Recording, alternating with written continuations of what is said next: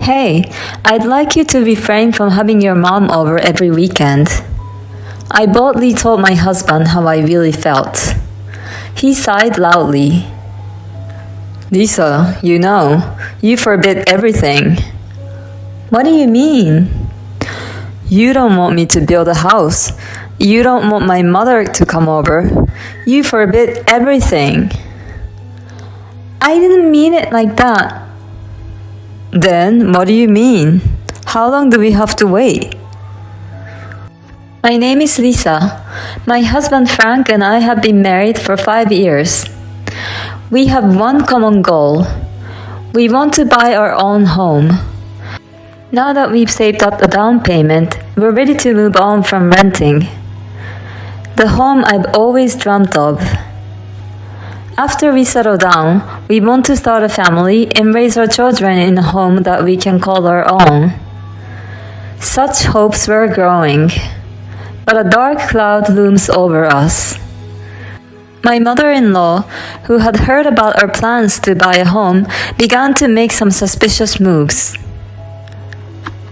I heard you're finally buying a home. Yes, that's right.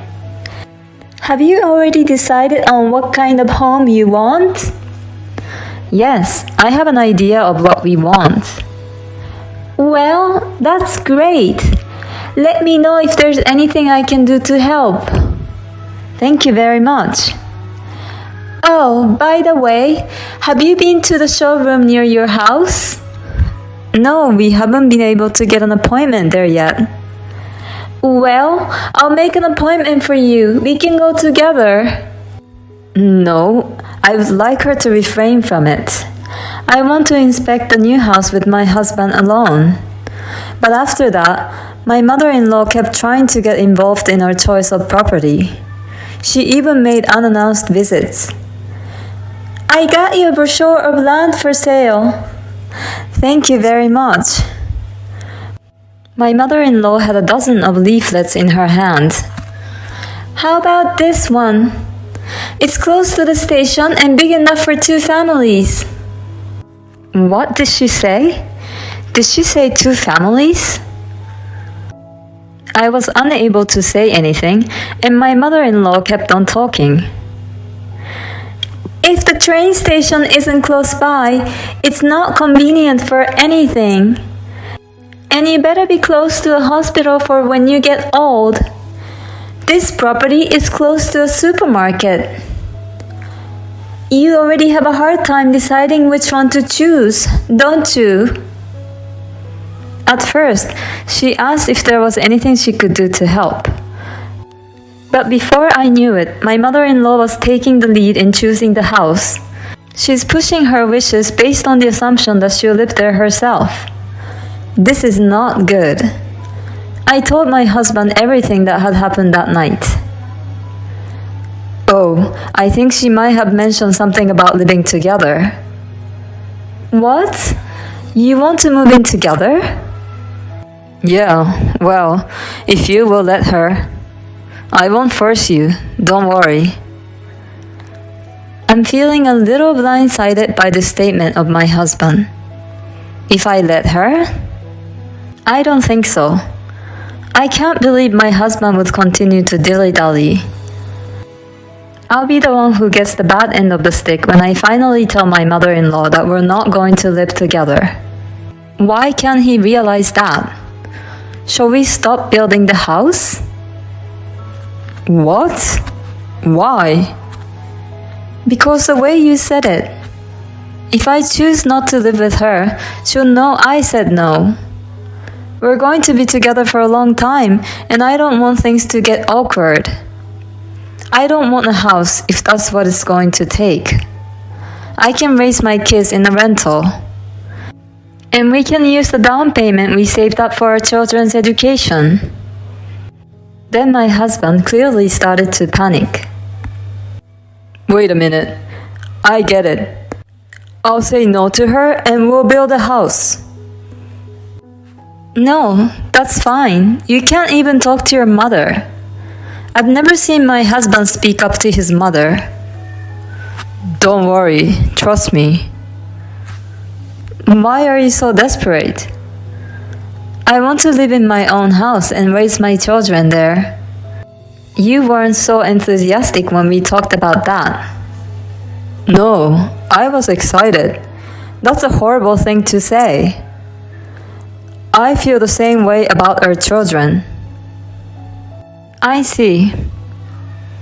My husband told me that he would turn down his mother, but I thought it would be impossible because of his personality. But the day after we talked about it, my mother-in-law stopped bothering us. And she apologized to me over the phone. Lisa, I got scolded by Frank. He told me that he wanted to live with you alone. I'm sorry I pushed my opinion on you. My husband really talked to her. He could speak up when it was really needed. But I wonder why I was still suspicious deep down.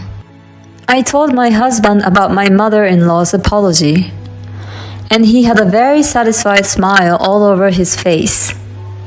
You see, when I say I'll speak up, I'll do it. What's that look in your eyes? I was wondering if you really said it. Are you doubting me? Isn't that awful? I haven't seen you speak up to your mother in 5 years. And it's not like you actually said it in front of me. That's terrible. I tried so hard. You're right. I'm sorry. I mean, you're sweating like crazy. Why is that? Oh, it's hot. It's kind of hot today, isn't it? It's the middle of winter. By the way, let's get the contract on the house. You want to build a house so bad? Of course I do. That's what we've been saving up for. At this point, I was no longer interested in building a new house. My own home that I had dreamt of so much. I worked so hard to save up the money. But because of my mother-in-law's behavior and my husband's attitude, I felt as if the ladder had been removed. And I took a step back. In the meantime, my husband kept saying that he wanted to build a house. 6 months had passed since the dispute.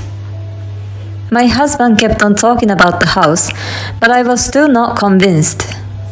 And my mother-in-law, who had been quiet, had reached the end of her patience.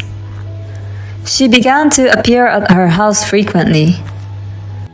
She never talks about buying a house, but her attitude is becoming more and more arrogant. My husband and I both work, and we both have weekends off. My mother-in-law comes to our house every weekend these days. If it was once a month, I could deal with it. But if she comes every weekend like this, I don't feel at ease. My husband seems to be very happy. I'd like to take a rest at least on Saturdays and Sundays. But my mother-in-law comes to our house at 7 in the morning and watches TV with a very loud volume. When I don't get up, she walks back and forth in front of my room. My husband is busy taking care of my mother-in-law, so that should be enough. When I couldn't stand it and got up at 7:30, my mother-in-law would say, "How can you sleep in when you have a guest over?" And she stays until late on Sunday night. My husband doesn't say anything about her behavior.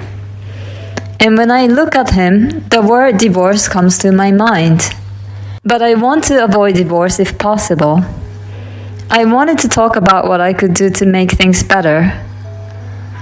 Hey, I want you to refrain from having your mother over every weekend.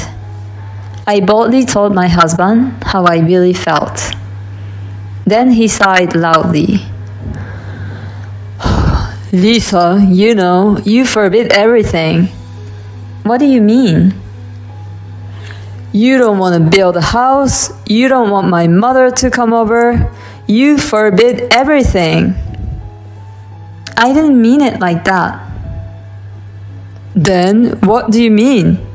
How long do we have to wait for? You just said we.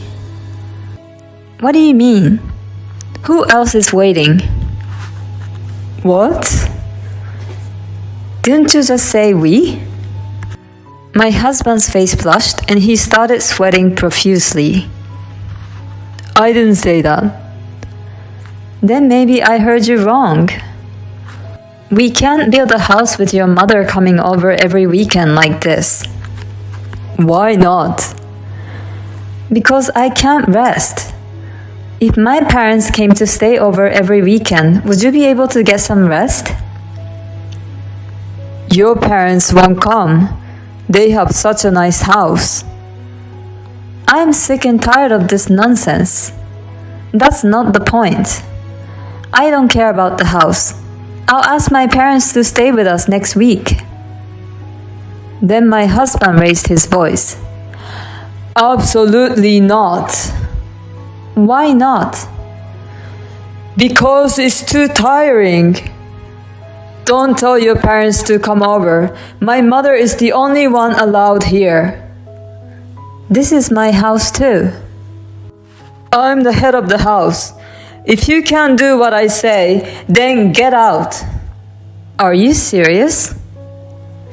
You're no use to me at all. I'm done with you. You can't make my mother happy. And she can't live with us if we can't build a house. You promised she wouldn't live with us.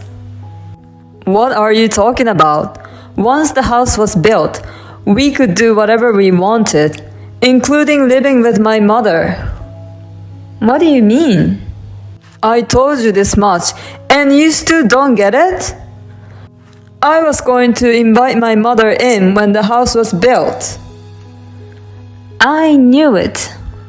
How could my mother-in-law back down so easily? My husband was just plotting with her. I see. That's what this was all about. Okay, I'll leave. I hope you won't regret it. Of course not. Don't even show your face in front of me again. I took the bare minimum of my belongings and headed for my parents' house. My parents were surprised at my sudden return, but when I told them what had happened, they welcomed me warmly. That's what family is all about, right? I guess our relationship was ruined when I couldn't trust my husband at the beginning. Dad, I'm sorry. I know things didn't work out between you two, but work and personal life are two separate things. Yes, I agree. And my husband and I are divorced. No alimony claims against each other. No money disputes, just the division of property. But 3 months have passed since then, and my ex-husband is now on his knees on the ground in front of me. I'm sorry, father-in-law. I'm not your father anymore. Be careful what you call me. Boss, this is a left turn, isn't it? Because I divorced your daughter? What are you talking about? Why did my ex-husband come all the way to my parents' house and get down on his knees? It's because he got an unwanted transfer. My ex-husband and I are employees of my father's company. He seems to think that he was transferred because of our divorce. But his transfer has nothing to do with the divorce. My father said during the divorce that private life had nothing to do with work. Every employee of his company is assigned to a regional assignment for a few years. But it's for the purpose of improving their skills, and none of them were ever transferred as a punishment. But that doesn't seem to make sense to my ex-husband. Lisa, stop the boss. I thought you told me never to show my face again. I apologize. Please. No, this is not a relegation. I was the next president at one point, wasn't I? I can't believe you just interrupted me and said nonsense. You know what? I think you're mistaken. I'm the next president, whether you divorce me or not. What? Of course, I'm his daughter. My ex-husband nodded and disappeared from our house. And the next day, he submitted his resignation. People around him told him it wasn't a relegation, but he wouldn't listen to them. A few days later, my ex-husband was found in an unexpected place. I was casually watching a documentary program on the TV, and my ex-husband was on the program. One of the people standing in line for meal donation at a volunteer organization, poorly dressed, was my ex-husband. You never know what life has in store for you. I thought of the word regret that I said to him in a bitter way. I'm sure my ex-husband regrets his actions. The fact that he was holding two of the meals in his hand suggests that one of them was for his mother. I don't have all the details, but it seems certain that he's living a life far removed from the one he had before. And I'm currently enjoying being on my own. I'm busy with work during the week, but on my days off, I enjoy my time. It's a blessing to be able to get a good night's sleep. I don't have to be slammed in the morning anymore. I live in such happiness. It's the coldness of her ex-husband which she couldn't explain to people that made her suffer. I'd love to have it as a shield when I say no to my in-laws. Lisa, you did a great job. I hope you can enjoy your time on your own now.